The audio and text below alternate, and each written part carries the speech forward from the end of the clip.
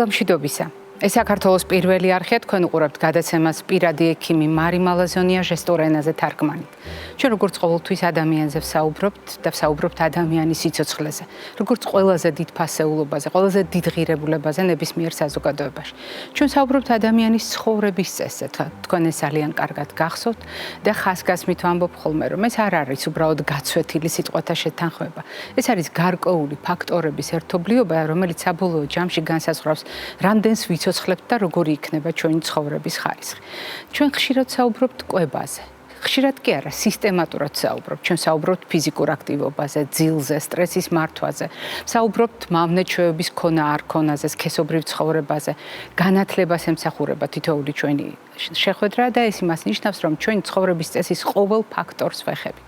მაგრამ არ უნდა დაგვაუწყდეს ამ ჩამონათვალში თემა, რომელსაც ჰიგიენა ჰქვია. დიახ, დღეს განსაკუთრებული თარიღია, დღეს 5 მაისია, ეს კი იმას ნიშნავს, რომ დღეს მსოფლიო რამდენიმე პროფესიულ დღესასწაულს აღნიშნავს. უპირველეს ყოვლისა, ეს გახლავთ ხელების ჰიგიენის მსოფლიო დღე.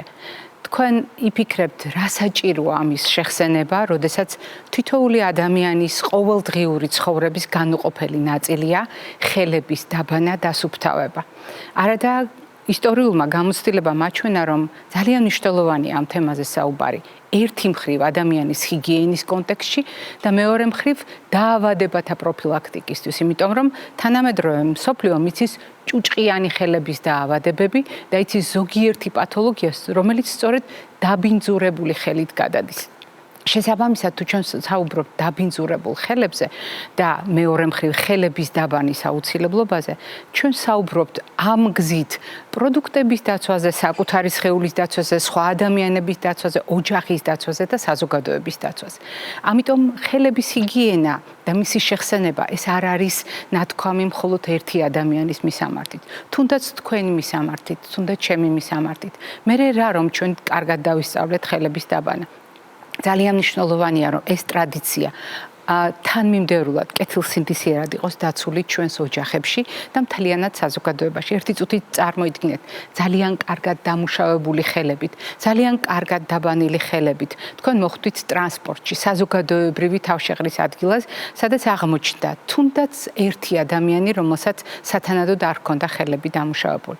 რამდენი ადამიანი შეიძლება დაზარალდეს დაბინძურებული ხელებით. სწორედ ამას შეგვახსენებს თანამედროვე მედიცინა და დღევანდელი დღე იმიტომ გამოყო საერთაშორისო სამედიცინო საზოგადოება, რომ კიდევ ერთხელ შეგვახსენოს, რომ მხოლოდ მოქმედება იცავს სიცოცხლეს და მოქმედება სხვა არაფერია, თუ არა ხელების დაბანა. ჩვენ დღევანდელ გადაცემას კიდევ რამდენიმე ძალიან მნიშვნელოვანი თემით გავაგრძელებთ.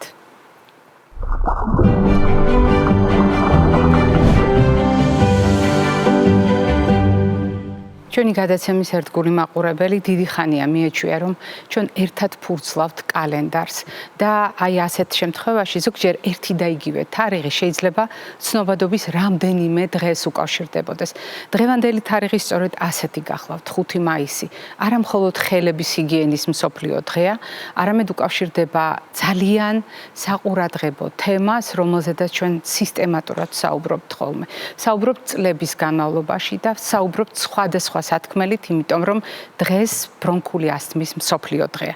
დიახ, ბრონქული ასთმის მსოფლიო დღესთან დაკავშირებით ჩვენ სისტემატურად ვიკრიბებით და პროფესიონალებთან ერთად, დარგის სპეციალისტებთან ერთად უახლეს ინფორმაციას გიზიარებთ ხოლმე. რასაკვირველია, დღევანდელი დღე არ იქნება გამონაკლისი, თუმცა მანამდე მინდა შეგახსენოთ, რომ ძალიან ხშირად ჩვენ საზოგადოებისთვისაც საუბრობთ ამა თუ იმ საკითხზე, რომელიც ექიმების გამოცდილებიდან მოდის, ოჯახების გამოცდილებიდან მოდის. დიახ, სწორედ საზოგადოებას ვუზიარებთ იმ ინფორმაციას, თქვენ გიზიარებთ იმ ინფორმაციას, რომელიც მნიშვნელოვანია იმისთვის, რომ ბრონქული ასთმის მქონე ადამიანებმა ისწავლონ საკუთარი დაავადება, ოჯახებმა იცოდნენ ეს პრობლემა და საზოგადოებამაც გაითვალისწინოს, რა საჭიროებები აქვთ ამ ადამიანებს.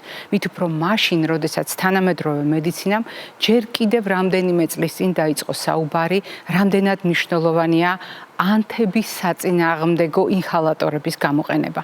და კიდევ უფრო მნიშვნელოვანი და კატეგორიული აღმოჩნდა წლევანდელი თემა, როდესაც არა უბრალოდ ინჰალატორების გამოყენებაზეა საუბარი, არამედ საუბარია გადაუდებელ აუცილებლობაზე, რომელიც ყველა ადამიანს ეხება.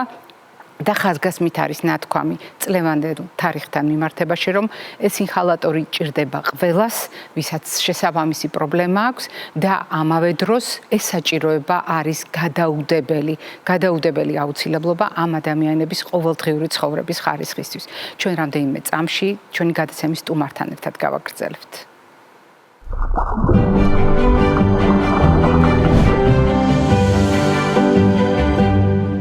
როგორც დაგკვირდით, დღეს ჩვენ სტუმართან ერთად გავაგრძელებთ თემაზე საუბარს და დღევანდელი ჩვენი სტუმარი თქვენთვის ძალიან კარგად ნაცნობი ექიმია. ექიმი, რომელიც წლების მანძილზე ერთგულად არის ჩვენი გადაცემის მეგობარი, გულშემატკივარი და რაც მთავარია ამ თარიღთან დაკავშირებით ის ყოველთვის ახერხებს მოვიდეს ჩვენს გადაცემაში და უახლესი ინფორმაცია გაგვიზიაროს მტკიცებითი მედიცინის მონაცემების შესაბამისად. და რასაკვირველია, დღევანდელი ჩვენი გადაცემის სტუმარი არის ქალბატონი მაია გოთუა, ალერგოლოგი, იმუნოლოგი, მედიცინის მეცნიერებათა დოქტორი, საქართველოს ალერგიის, ასთმისა და კლინიკური იმუნოლოგიის აკადემიის პრეზიდენტი, პროფესორი. დილამშვიდობისა ქალბატონო მაია. დილამშვიდობისა, მადლობა მოწვევისთვის. ყოველთვის მეხარია თქვენი სტუმრობა და სიმართლე გითხრათ, ჩვენ სხვადასხვა დროს ხვდებით ხოლმე მარტო არა ამ თარიღთან დაკავშირებით, მაგრამ განსაკუთრებით უნდა გითხრათ მადლობა, რომ მიუხედავად მიმდინარე მოვლენებისა, როგორიც არ უნდა იყოს 5 მაისთან დაკავშირებული, უბრალოდ მაისის დასაწყისში მოვლენების განვითარება ან თქვენი გრაფიკი ყოველთვის ახერხებთ და ჩვენ ამ ტრადიციას წლების მანძილზე არ ვარღვევთ. ბრონქული ასთმის დღეს ერთად აღნიშნავთ ტრადიციულად. ეს კი გვაძლევს საშუალებას თქვენ როგორც არა მხოლოდ ექიმს, რომელიც საქართველოში მუშაობს, არა მხოლოდ ექიმს, რომელსაც აქვს საერთაშორისო გამოცდილება, არამედ ექიმს, რომელიც საერთაშორისო მასშტაბით მონაწილეობს ისეთ პროექტებში, რომელიც განსაზღვრავს ამ მიმართულებით დარგის პოლიტიკას. მე სწორედ საერთაშორისო ორგანიზაციებში თქვენი ჩართულობა მაქვს მხედველობაში და იმ ორგანიზაციებში აჯინეს რომ ეძახით, სადაც ხდება მთლიანად სტრატეგიის განსაზღვრა იმასთან დაკავშირებით, როგორი იქნება ბრონქული ასთმის შესახებ ინფორმაციის გავრცელებაც კი, არათუ გადაწყვეტილებები სხვადასხვა კრიტიკულ და მიმდინარე სიტუაციაში. ბრონქული ასთმის მსოფლიო დღე ახალი რა გვაქვს სათქმელი და რატომ არის ეს ახალი თემები სწორედ დაკავშირებული ანთების საწინააღმდეგო ინჰალატორებთან? დიდი მადლობა ქალთმარი, თქვენ მართებულად ძანეთ, რომ თქვენთან ერთად მთელი მსოფლიო აღნიშნავს მაისის პირველ სამშაბათს, წელს 5 მაისი დაემთხვა ასთმის მსოფლიო დღის შესახებ ინფორმაციის გავრცელების აუცილებლობას. და დიდი მადლობა თქვენ ტელევიზიას პირადად თქვენ რომ აი ამ მნიშვნელოვან საკითხზე ყოველთვის აჩერებთ თქვენს ყურადღებას და საშუალებას გვაძლევთ ჩვენ კიდევ ერთხელ შევახსენოთ მოსახლეობას, სამედიცინო დარგის სპეციალისტებს ამ დღის შესახებ, ვინაიდან ჯერ ეს ერთი ასთმა არის საზოგადოებრივი ჯანდაცვის პრობლემა ზოგადად. მისი მაღალი გავრცელების გამო 300 მილიონამდე, უფრო სწორედ ახლა ასე ბოლო მონაცემით 262 ძირითადად ეს არის 300 მილიონამდე პაციენტი ასთმის მქონე, რომელიც აი ამ დღეს იმედითელის. რა იქნება, რა არის სიახლე, როგორც თქვენ მკითხეთ და სანამ აი ამ სიახლეებს მოგახსენებდეთ, პირველ რიგში მინდა ვთქვა, რომ ეს დაავადება მიუხედავად იმისა, რომ ძალიან კარგად შეიძლება იყოს მართული, მიმდინარე პროცესების გულისხმობ კლიმატური პოლუტანტების, ასე ვთქვათ, თუნდაც ამ ომის პირობებშიც, აი ესეთი დამატებითი არაჯანსაღი გარემო შექმნა, რასაც ჩვენ ხშირად ჰაერის სისუფთავის ხარისხს ვეძახით. ძალიან გართულდა. აი ეს პოლუტანტები ალერგენს უკავშირდება და ეს ალერგენები აი მცენარეული მტვრის გარემოს კიდევ უფრო აგრესიული ხდება, რადგან ის იკავშირებს პოლუტანტს. გარდა ამისა, ადამიანებიც აი კოვიდის შემდეგ წარმოიდგინეთ ძალიან ბევრ წყალს ცხოველი. აი ვინც ჩვენ გვისმეს, ეს ძალიან კარგია ცხოველთა მეგობრობა, მაგრამ რაოდენობასაც აქვს მნიშვნელობა. წარმოიდგინეთ ერთი ცხოველი, ორი ცხოველი, ზოგ ოჯახს 3 და ასე შემდეგ. და რაც უფრო იზრდება ცხოველთა რაოდენობა ბინის პირობებში, ხა როდესაც ფართოა შესაძლებლობა და მათ აქვთ ცხოველებს არა მარტო სახში, არამედ გარეთ ყოფნის საშუალებაც. ანუ ღია სივრცე. ღია სივრცე, დიახ, ძალიან მატულობს ალერგიული ტოლერანტობის ან შეგუების დარღვევა. და ის ადამიანი ჩაკეტილ სივრცეში გულისხმობ. დიახ, ჩაკეტილ სივრცეში და რა თქმა უნდა, ამას აქვს კიდევ მნიშვნელობა არა მხოლოდ თვითონ ინდივიდუალურ პაციენტს, რომელსაც სახში ყავს ცხოველი, არამედ მისი ახლო მეგობრები, სხვა ოჯახის, სხვა ადამიანები, რომელთანაც ის მიდის და ვთქვათ, ბევრი ცხოველია. ეს ცალკე თემაა, მაგრამ მინდა ვთქვა, რომ ესეც კი არის ესეთი ასთმოგენური ნიშნების მატარებელი და ამიტომაც აი ამ დღეს, ასთმის მსოფლიო დღეს, ძალიან ბევრი ადამიანი, რომელსაც აქვს ასთმა, მართლაც გულისყურით ელოდება ნეტა რა იქნება ამ ახალ ასთმის გლობალურ ინიციატივაში. მინდა ხაზი გაუსვა, რომ ეს ინიციატივაა და არა გაიდლაინი. ანუ ეს არის, როგორც თქვენ ბრძანეთ, მტკიცებულებაზე დაფუძნებული ყოველ წელს, ერთი წლის მანძილზე ყველა ახალი წყაროს, რომელიც არის მაღალ ინფორმაციულ და რაც მთავარი არის საიმედო და მტკიცებულებაზე დაფუძნებული, ხდება გადახედვა წინა წლის აი ამ გლობალური ინიციატივის და მასში შედის მხოლოდ ის დებულებები, ის სიახლეები, ის მედიკამენტები, რომლებიც არის აღიარებული. ამიტომ ჩინას ყველა ელოდება ამ გლობალურ ინიციატივას, იმიტომ რომ აქ არის პირველ რიგში მეცნიერული მიდგომა, მეორე მტკიცებულება და რაც მთავარია, სიახლე. ახალი რა უნდა დაინერგოს და მერე მასზე ხდება ეროვნული გაიდლაინების, ასე ვთქვათ, დაფუძნება. ჩვენც რა თქმა უნდა საქართველოს გვაქვს ეს გაიდლაინები და ყოველ წელს ვუყურებთ, იმიტომ რომ პროგრესის განვითარებასთან ერთად, რა თქმა უნდა, ყოველი ახალი შესაძლებლობა კიდევ ერთი ნაბიჯი არის თუნდაც პირველ რიგში არა მარტო ცხოვრების ხარისხის, ასთმის მქონე პაციენტების ცხოვრების ხარისხის გაუმჯობესებისათვის, არამედ სიკვდილობის შემცირებისთვისაც.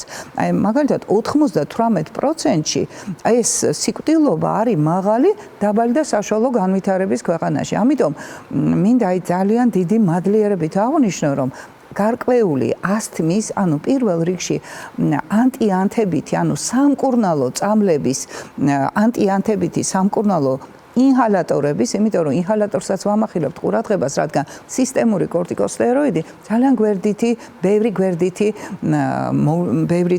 რეაქციის მატარებელია. ამიტომ დღევანდელ წელს მთავარი სათქმელი, დიახ, მთავარი სათქმელი ამ დღისა არის ის, რომ ესეთი სურვილი არის და ნათქვამი, რომ ასთმის მქონე ყველა პაციენტისათვის განურჩევლად ასაკის, ეს იქნება შესაბამისი ასაკის ბავშვი, მოზრდილი თუ ასე ვთქვათ, ასაკში მქონე ადამიანი, მათთვის საინჰალაციო ანტიანთებითი ინგალატორების ინგალატორებით უზრუნველყოფა ჯერ კიდევ აუცილებლობას წარმოადგენს. აუცილებლობას რატო გულისხმობს? იმიტომ რომ შარშანაც ამაზე მახულდებოდა ყურადღება, მაგრამ იქიცეთ ესე იყო, რომ ანტიასთმური ინჰალატორები ყველას უნდა ჰქონდეს, მაგრამ წელს არის უფრო დაკონკრეტებული. არა ანტიასთმური, რა თქმა უნდა, ექიმები უკვე ყველამ კარგად იცის, რომ 2019 წლიდან კიდევ ერთხელ ვთქვათ მოსახლეობისთვის მოხდა შეცვლა აი ასთმის მკურნალობის ძირითად ტაქტიკაში. ეს გამოიხატა, რომ აიკრძალა, სიტყვა აიკრძალა შემოვიდა აი ანტიასთმური სპაზმის მომხსნელი წამლების გამოყენება მხოლოდ, ანუ იზოლირებულად. განაის წამლები აიკრძალა, მაგრამ არ არის სწორი ამ შეტევის მომხსნელი წამლების მარტო იზოლირებულად გამოყენება. ისინი აუცილებლად უნდა გამოყენებული იყოს ანტიანთებით საინგალაციო ინგალატორებთან ერთად.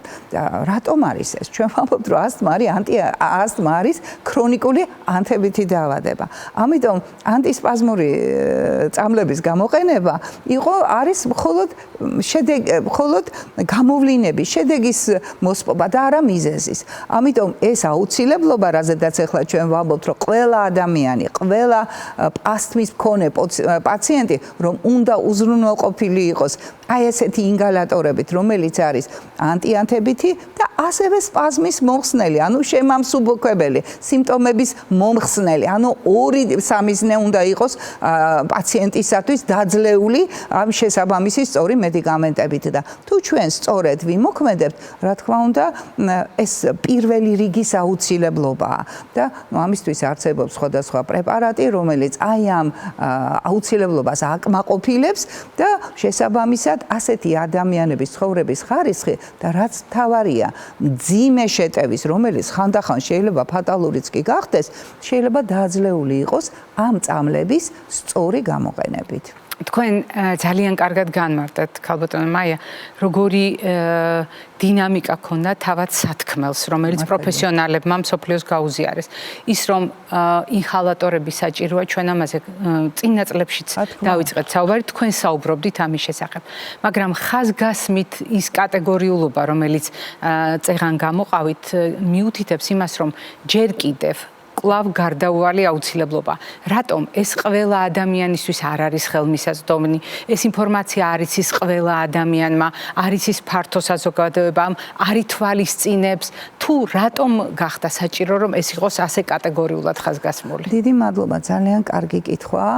აქ არის ამ კითხვას აქვს რამოდენიმე პასუხი, კომპლექსური. რა თქმა უნდა, პირველ რიგში ყველაზე მნიშვნელოვანია ცოდნა, ანუ მიზანი, საით მივდივართ. სამწუხაროდ მიუხედავად იმისა, რომ 2019 წლიდან ეს უკვე ითქვა და ყოველ წელს ითქმება.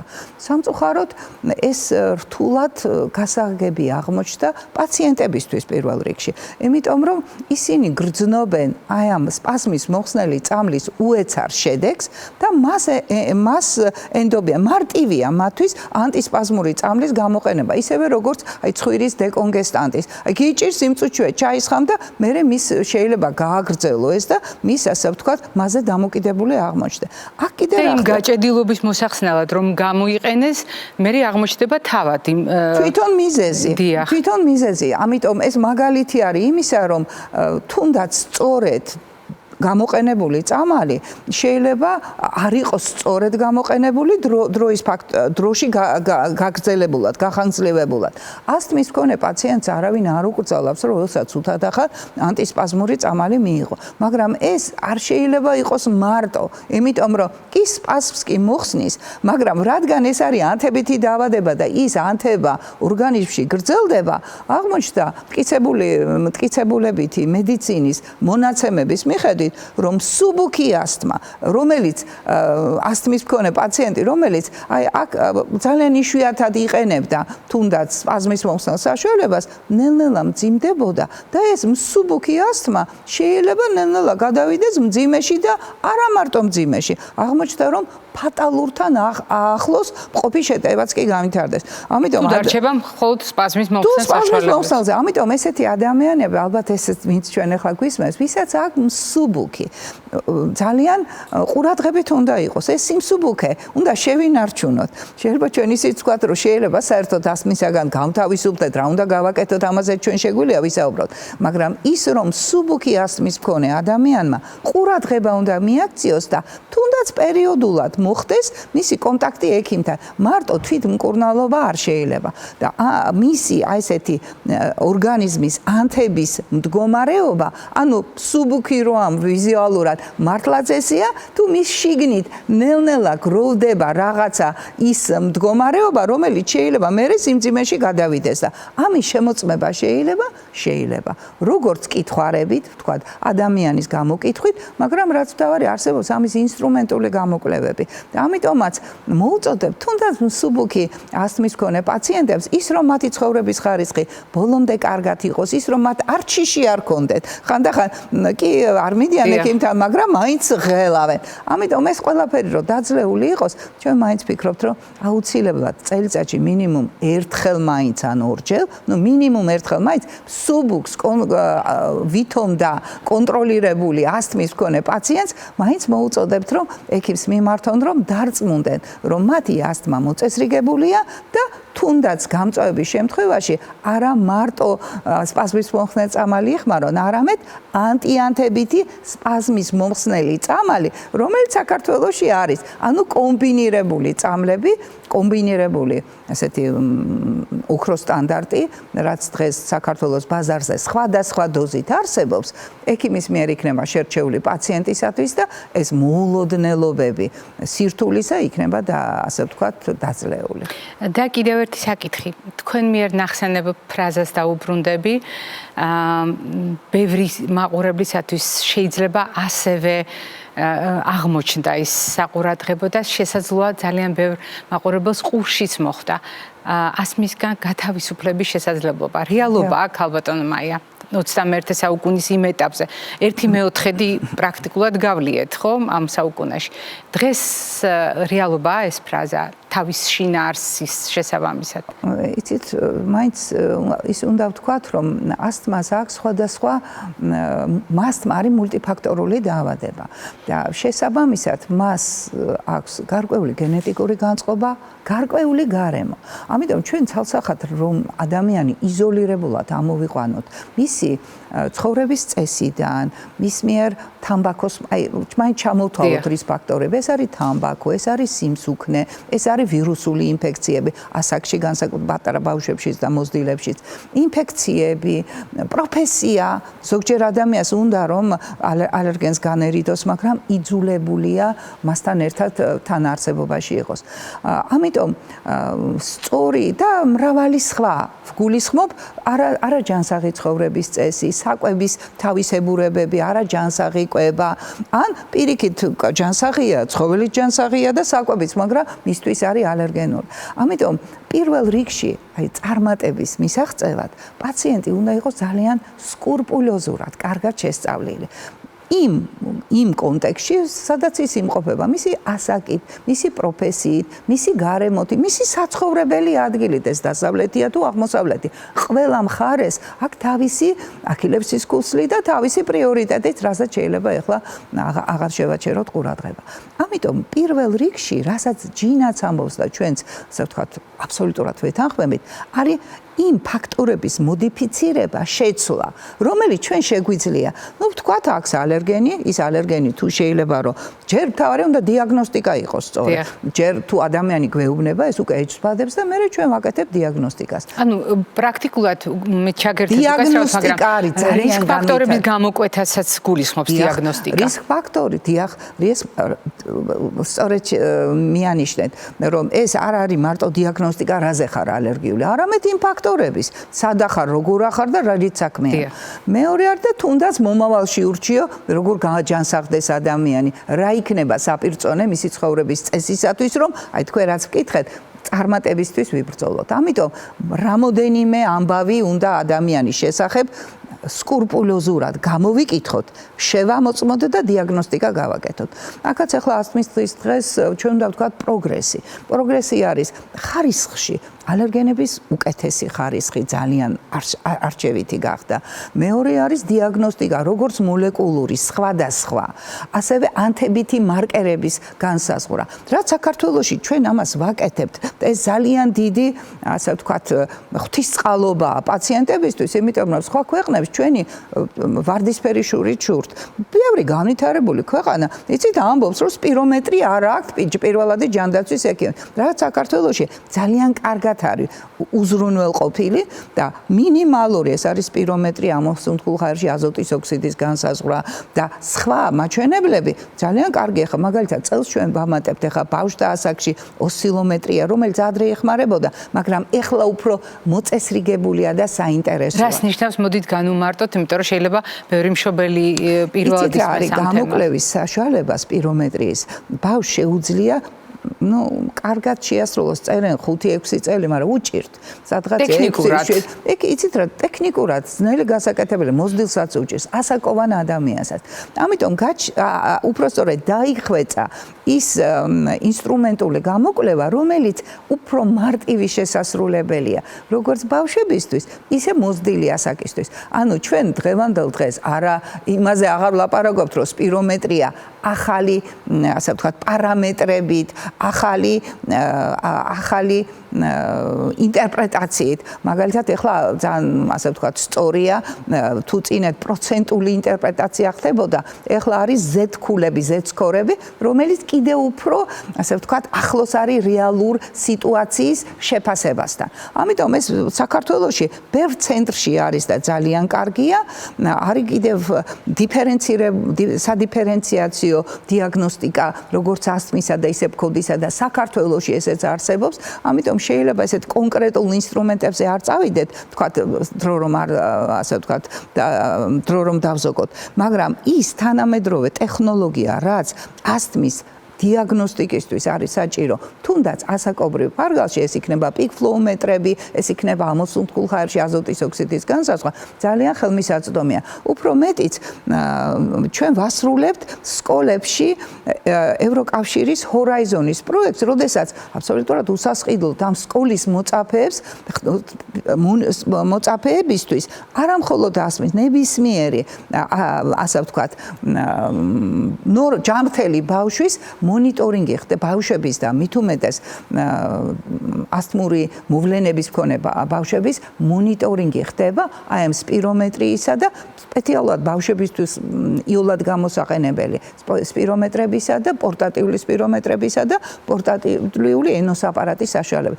ანუ არა მარტო ზოგადად სხვა ქვეყნებში, არამედ ჩვენს ქვეყანაშიც სკოლებში ხდება ამისი მონიტორინგი და მათი ასე ვთქვათ ყოველდღიური მდგომარეობის შეფასება.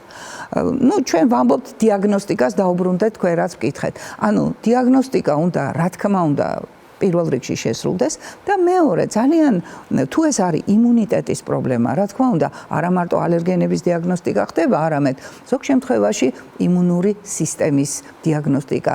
ხანდახან არის რომ მოდის თითქოს ეს რესპირაციული პრობლემაა და სამწუხაროდ რაც საქართველოში ძალიან დიდ ყურადღებას ითხოვს, პირველად იმუნოდეფიციტი ხომ არ არის, ან მეორად იმუნოდეფიციტი. ანუ თუ ეს იმუნური სისტემის პრობლემაა, საჭირო არის პირიქით იმუნური სისტემის მოდულაცია. ან შეიძლება ორივე იყოს, გაკაჟება. მოკლედ, ბავშვთა ასაკში და მოზრდილთა ასაკში შესაბამისი სადიაგნოსტიკო პროცედურების ჩატარება და თუ ეს ალერგია რაც ჩვენ გაჯანსაღებას, ასთმისგან განთავისუფლებას გულისხმობთ, თანამედროვე იმუნოსპეციფიური, ალერგენ-სპეციფიური იმუნოთერაპია ითვლება ერთადერთ საშუალებად, როდესაც შეიძლება ადამიანმა, პირველ რიგში კონტროლი უნდა მოხდეს და ის რაზეც და ჩვენ ვისაუბრეთ, წამლები მიიღოს და მეორე, როდესაც ის, ასე ვთქვათ, მოწესრიგდება, ალერგენი და დამნაშავე ალერგენი ან ალერგენები იქნება დადგენილი, უკვე მათი აღმავალი დოზით და განმეორებითი ციკლებით, ეს უფრო ხანგრძლივი მკურნალობაა, ადამიანი შეიძლება შეეგუოს და არ იყოს წამალზე დამოკიდებული. თორე რამდენი გაზაფხული დადგება და რამდენი მცენარე, რამდენჯერ მცენარები აყვავდება, პაციენტი იძულებულია ან თავი დაიცვას, წამალი მიიღოს, ან განერიდოს და სხვა მხარეს წავიდეს იქ, სადაც ეს მცენარი არ ყვავის.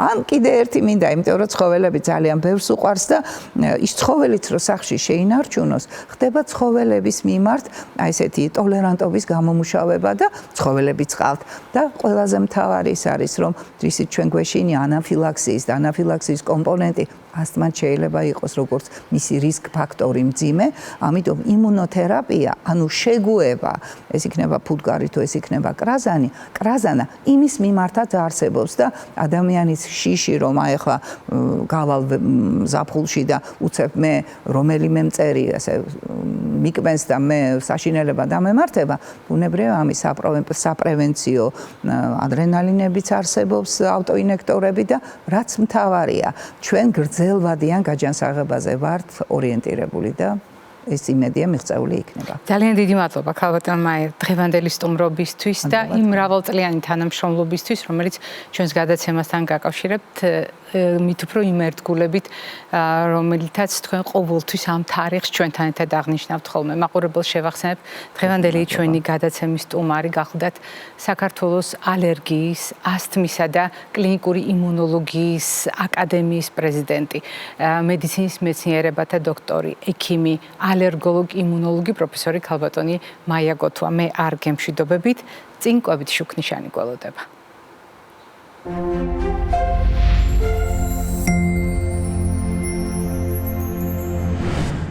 კვებითი შუქნიშანი ჩვენ შევთანხმდით, რომ არის სურათ ხატი, რომელიც გვეხმარება ერთი მხრივ აღვიქვათ ძალიან ადვილად ასოციაციებთან მიმართებაში. ესა თუ ის ინფორმაცია ძალიან ადვილად მიუჩინოთ მას ჩვენს მეხსიერებაში ადგილი და შემდეგ საჭიროებისამებრ გამოვიყენოთ სწორედ ფერების შესაბამისად, ფერების შესაბამის უჯრებში შენახული და კიდევ უფრო მეტია ასეთ დროს სათქმელი, იმიტომ რომ ჩვენ შევთანხმდით სამფერი შუქნიშნის მიუხედავად ჩვენ მრავალფეროვან რჩევებზე ვსაუბრობთ ხოლმე და მრავალფეროვან ცოდნას ვუზიარებთ ერთმანეთს. თუ ჩვენ ბრონქულ ასთმაზე ვისაუბრებთ და ბრონქული ასთმის შესახებ თანამედროვე ახალ შეხედულებებზე, მაშინ აუცილებლად უნდა გავითვალისწინოთ აქ ზოგადი რეკომენდაციები და რეკომენდაციები, რომელიც კონკრეტულად სწორედ უახლეს მიღწევებს ეფუძნება. ზოგადი რეკომენდაციები არის ცხოვრების წესის ფაქტორების უზრუნველყოფა და აქ გასათვალისწინებელია ყველაფერი, რაც ცხოვრების წესის ქვეშ გულისხმება. ეს გახლავთ ფიზიკური აქტივობა, ეს გახლავთ ძილისა და კვების მოწესრიგება. მოწესრიგება ჩვენი სხეულის წონისა, ძალიან მნიშვნელოვანი გახლავთ კვებაში განსაკუთრებით რეჟიმის, ულუფის, რაციონის დაცვა. არ უნდა დაგვავიწყდეს მაგალითად შაქრის მოხმარების რისკები, იქნება ეს ტკბილი სასმელების შემადგენლობაში, დამატებული შაქრის სახით, სხვადასხვა პროდუქტების შემადგენლობაში. არ უნდა დაგვავიწყდეს მარილით, ცხიმით დატვირთული პროდუქტების როლი, როგორც ყველა სხვა შემთხვევაში, აქაც გასათვალისწინებელია. საგანგებოდ გამოვყოფდი წყალს და წყალთან დაკავშირებულ რეკომენდაციებს. რატომ არის ეს ასე საყურადღებო? იმიტომ რომ ადეკვატური ჰიდრატაცია, ანუ ორგანიზმის, სხეულის ადეკვატური მომარაგება უზრუნველყოფს ერთი მხრივ ანთების შემცირებას, ანუ ანთების ხარისხის დაქვეითებას. მეორე მხრივ ეს არის საუკეთესო საშუალება ორგანიზმის ნორმალური მუშაობისათვის, მათ შორის სასუნთქი სისტემის გამართული მუშაობისათვის, იმიტომ რომ მაგალითად ჩვენ ვსაუბრობთ ხოლმე წყალთან ურთიერთობაზე და წყლის დანაკარგზე, ჩვენ არ უნდა დაგვავიწყდეს, რომ ამონასუნთქაერში წყლის ორთქლია. ეს იმას ნიშნავს, რომ ჩვენ ასეთ დროს ჩვენ ვსაუბრობთ დანაკარგზე წყლისა, მაგრამ სუნთქვის პროცესში ფიზიოლოგიურად, ხოლო ბრონქული ასთმის დროს ასეთი მოთხოვნილება იზრდება და ეს მოთხოვნილება უნდა იყოს აუცილებლად შესაბამისად დაკმაყოფილებული. ერთი ანთებით განპირობებული მოთხოვნილების გათვალისწინებით და მეორე თავად დაავადების მიმდინარეობის გათვალისწინებით. განსაკუთრებით საყურადღებო არის კერძო რეკომენდაციები, რომელიც უახლეს ინფორმაციას, უახლეს მტკიცებულებებს ეყრდნობა. და ეს მონაცემები გულისხმობს იმას, რომ ჩვენ დღეს შეგვიძლია კონკრეტულ მოდელებზე ვისაუბროთ. ეს მოდელები, რა თქმა უნდა, არის კვებასთან დაკავშირებული ცოდნა, რომელიც თქვენ ჩვენს გადაცემაში არაერთხელ მოგისმენიათ, მაგრამ როდესაც საუბრობთ ძეხზე, სოსისზე, ჰოთ-დოგზე, ჰამბურგერზე, ჩვენ არ ვამტკიცებთ იმას და არანაირი მტკიცებულება არ არის, რომ ეს პროდუქტები იწვევს ბრონქულ ასთმას. ამ პროდუქტების არ მიღების შემთხვევაში ბრონქული ასთმა გაქრება. რასაკვირველია, ჩვენ ამას არ ვამბობთ და ამის მტკიცებულება მედიცინას არ აქვს, მაგრამ ჩვენ დანამდვილებით შეგვიძლია ვთქვათ, რომ ყველა პროცესირებული, ანუ გადამუშავებული და მით უმეტეს უკიდურესად გადამუშავებული პროდუქტები იწვევს ანთების გაღრმავებას, ანუ ხელს უწყობს ანთებას და თუ ანთება უნდა წარმოვიდგინოთ როგორც ბრონქული ასთმის საფუძველი, მაშინ გამოდის რომ პროცესირებული, ანუ დამუშავებული და მით უფრო უკიდურესად, ანუ ულტრაპროცესირებული პროდუქტები არის ძალიან მძიმე ტვირთი ყველა იმ ადამიანისთვის, ვისაც აქვს ბრონქული ასთმის ნებისმიერი გამოვლინება, ნებისმიერი ხარისხით გამოვლინება. შემდეგი ჯგუფი გახლავთ პროდუქტებისა, რომელიც ერთი შეხედვით ჩვენს გადაცემაში ბევრჯერ ყოფილა, მაგრამ მე გადავწყვიტე აუცილებლად შეგახსენოთ. ვინ არ მიირთმევს სხვადასხვა სახის ჭირს, მაგალითად ღვინოს, ლუდს, ხანდახან მაინც მაგალითად ქარხნული წესით დამზადებულ ეგრეთ წოდებული პიკულის წნილს, ანუ უბრალოდ მარინაც, ეს არ გახლავთ მწნილი. ანუ როდესაც კიტრი ქარხნული წესით მზადდება ქილებში. რატომ გამოვყავი ეს პროდუქტები? ცხადია, ეს ჩამონათვალი გაცილებით უფრო დიდია, ვიდრე ახლა ჩვენს ბანერზე, მაგრამ ყველა მათგანის მომზადებისას, დამუშავებისას გამოყენებულია სულფიტები. სულფიტები, რომელიც არა დაჩირვამდე, გამოშრობამდე პროდუქტის შემადგენლობაში, არამედ მისი უსაფრთხოებისთვის, მწერებისაგან დასაცავად, დასამუშავებლად გამოიყენება, მარინადების შემადგენლობაში გამოიყენება, ღვინის, ლუდის წარმოებაში შეიძლება იყოს. ეს იმას ნიშნავს, რომ ამ პროდუქტების არსებობა უნდა იცოდეს ყველა იმ ადამიანმა, რომელსაც აქვს ბრონქული ასთმის რისკი, ან უკვე დადგენილი ბრონქული ასთმა, რადგან სულფიტები დღეს უკვე ვიცით, რომ ნამდვილად არის ტვირთი ყველა იმ ადამიანისთვის, ვისაც მსგავსი პრობლემა აქვს. კიდევ ერთი ჯგუფი, ეს გახლავთ ბუნებრივად არსებული ნივთიერებები სხვადასხვა პროდუქტში, ანუ სალიცილატები. ჩაი, ყავა, სხვადასხვა მცენარის ნაყენი. ეს ხომ ჩვენი ყოველდღიური მოხმარების პროდუქტებია. არადასწორად ამ პროდუქტების შემადგენლობაში არის ნაერთები, რომელთაც სალიცილატები ჰქვია, ანუ სალიცილის მჟავას წარმოებული მარილები. და ასეთ შემთხვევაში არ უნდა დაგვაუწყდეს ზოგიერთი პრეპარატი, ამ შემთხვევაში თავისუფლებას მივცემ მიუხედავად იმისა, რომ ჩვენ პრეპარატებს არ ვასახელებთ, მაგრამ ასპირინის სახით, როდესაც პრეპარატებზე ვსაუბრობთ, ან პროდუქტებზე, რომელთა შემადგენლობაში ბუნებრივად არსებობს სალიცილატები. ეს არის ის რისკის ჯგუფი, რომელიც აუცილებლად უნდა გაითვალისწინოს ბრონქული ასთმის მქონე ადამიანმა. კიდევ ერთი ძალიან მნიშვნელოვანი ჯგუფი გახლავთ ეგრეთ წოდებული გასწარმომქმნელი ნაერთები, უпростоრედ პროდუქტები. ის რომ გაზიანი სასმელები გარკვეული ჯგუფის ადამიანებისათვის დისკომფორტია და გადაბერილობის, სავსეობის შეგრძნებას აღუძრავს, ამაში გასაკვირი არაფერია, იმიტომ რომ დაგაზვა ხდება CO2-ით, ანუ ნახშირორჟანგით და ძალიან ხშირად სწორედ ეს ნახშირორჟანგი არის ხოლმე ადამიანებისათვის შემაწუხებელი დისკომფორტის მომკვრელი. მაგრამ თუ ჩვენ ვლაპარაკობთ ბუნებრივად პროდუქტის გარდაქმნისას წარმოქმნილ გაზზე, ეს შეიძლება იყოს ყველა ის პროდუქტი, რომელშიც მაგალითად გოგირდნაერთი შედის. მაგალითად ასეთია ლობიო, ასეთი გახლავთ ხახვი, ნიორი, მრავალი სხვა პროდუქტი, რომელიც ასევე ქმნის გადამუშავების დროს გაზების ნარევს. ასეთი გახლავთ მაგალითად კომბოსტოს ოჯახის წარმომადგენლები და ძალიან ბევრი თქვენგანი დამეთანხმება, რომ ვიღაცას მსგავსი რეაქცია სოკოს მირთმევისასაც აქვს. ეს პროდუქტები რატომ არის საყურადღებო? იმიტომ რომ იწვევს ბრონქულ ასთმას? არა. ამ პროდუქტების დამსახურებით შეიძლება მიმდინარეობა ცოტა არ იყოს გაუარესდეს. ზოგიერთისთვის სუნთქვასთან დაკავშირებული სირთულეები წარმოქმნას მარტივი მიზეზის გამო, იმიტომ რომ მუცლის ღრუდა, გულმკერდი ერთმანეთისაგან კუნთოვანი ფირფიტით, დიაფრაგმით არის გაყოფილი და თუ ჩვენ გადავსებულ მუცელს წარმოვიდგენთ, რომელიც დიაფრაგმას აწვება, ზღუდავს, ფილტვებს, ეს თავისთავად არის რისკი სუნთქვისათვის. არ უნდა დაგვაუწყდეს გასწარმოქმნა სად ხდება. უპირველეს ყოვლისა ნატლავში, ამიტომ ნაწლავში როგორი ამინდია, როგორი მდგომარეობაა მიკრობიოტასა და მიკრობიომის მხრივ, ამას გადამწყვეტი მნიშვნელობა აქვს, რადგან ეს არის არაუბრალოდ ნაერთების წარმოქმნის არეალი.